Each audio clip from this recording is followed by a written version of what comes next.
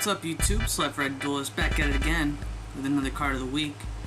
This week, we're gonna step away from doing, straight up history, who used it and who used it where. Because this card is such a classic, it's so old that we would literally be here for like 3 hours if I tried to go over everybody and everything that it's ever been in. If you can read, you can see in the title, the card is Monster Reborn. So we're just gonna get the history part of it out of the way right now. So Monster Reborn is a normal spell card that reads target one monster in either player's graveyard and special summon it. You did it. Perfect. Beautiful. Great card design. Great card design. This card has been printed literally so many times that it would extend this video like 5 to 10 minutes if I tried to list them all. So I'm not going to list them all. I'm just gonna pop it up probably like right here-ish, and you can read them all for yourself. A lot of them are common, very common, a very common-oriented card. The last bit of history we're going to touch upon is the ban list status. So this card, since the inception of the limited lists, has been hit in some way, shape, or form. On the very first limited list, it was limited in May 2002. In August 2004, it was banned. In March 2008, it was relimited. In September 2009, it was banned again. In September 2010, it was limited again. And then in September 2013, it was banned again. And then we come to the modern day in February 2018, where it was limited again, where it sits to this day. Will it go back to forbidden? Patterns say yes. Patterns definitely say yes. So Monster Reborn is a very interesting card in the game. It is inherently just a great power card. Going all the way back to Chaos Emperor, where one fucking Monster Reborn could net you 2 Demox and like 3 other monsters if you were just crazy enough to get that shit out there. And coming to now, where it's Goki Centerpiece, it's a Goki staple extender, yada yada yada. What I really want to touch upon is if this card is broken or not.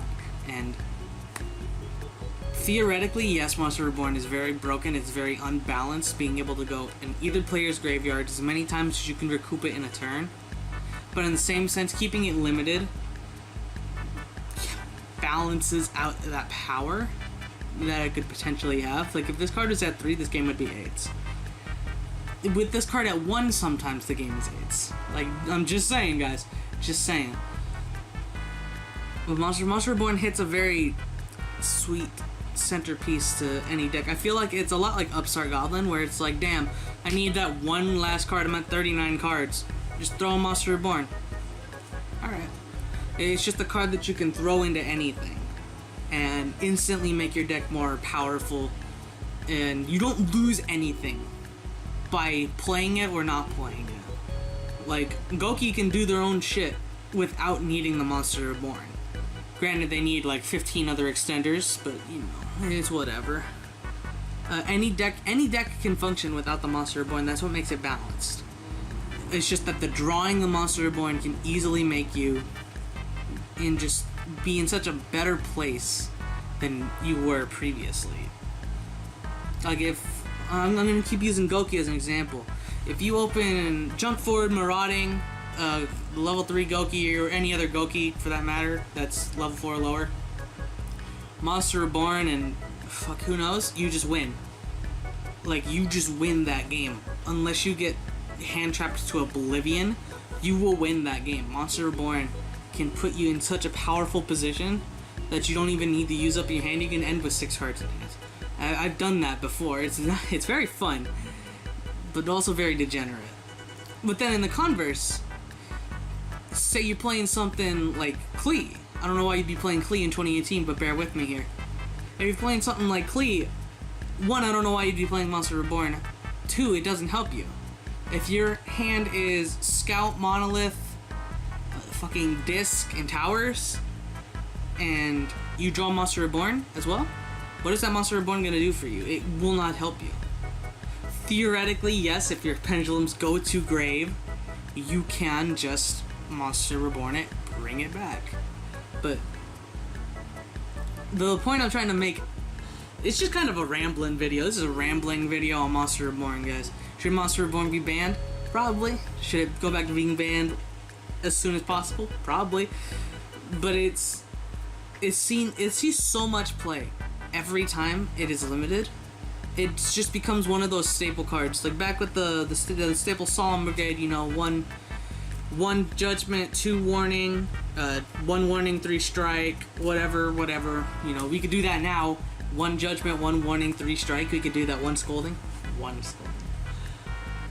Just the power of staple cards in Yu-Gi-Oh is sometimes ridiculous. Like when Raigeki came back, and it was everywhere. Raigeki was so powerful, but now Raigeki's terrible.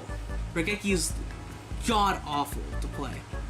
You need to play a specific kind of deck to really get use out of that Raigeki. Otherwise, like if you're playing Goki and your 5th card is Raigeki, what do? Why is that there? How does that help you? You're going first against nothingness. How does the Raigeki help you? I don't know where I'm going anymore. I think we're gonna cut this one a little short. Price points. Common ones, cheap. It's when you want to get higher rarities, they go up. With some like Retro Pack. I think Retro Pack. Wow, let me see. Where is that boy? Where is he on this list? Retro Pack averages around 42.39. High is 97.99.